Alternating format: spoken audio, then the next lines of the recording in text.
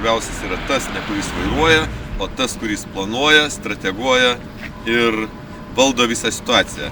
Kai liks 2 valandos iki finišo bus pats įdomiausias dalykas, kaip kiekviena komanda sustrategavo savo greitį, savo planavimą, kaip važiavo, kas kiek krovėsi ir kiek turi elektros.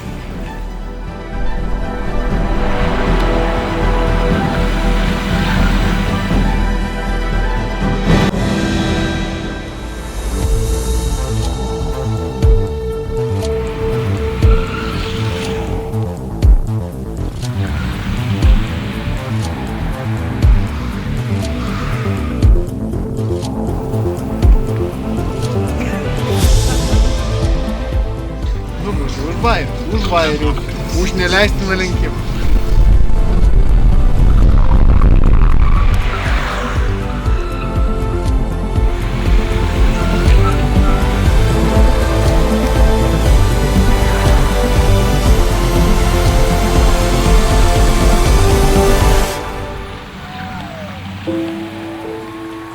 Aš sakau, dar 4 procentus turiu iki Kuršėnų.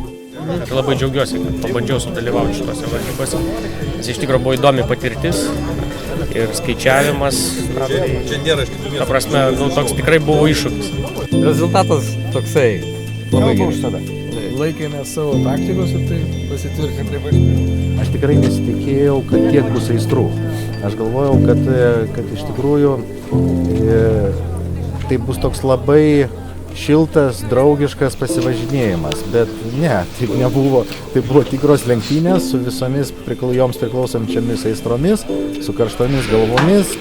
Tai ir yra lenktynės, kad tu kovoji trasoje, kovoji šalia trasos, su savo strategijomis, su kažkokiamis naujomis mintimis, kurios gali padėti tavo komandai ir manau, kad tai buvo labai gerai.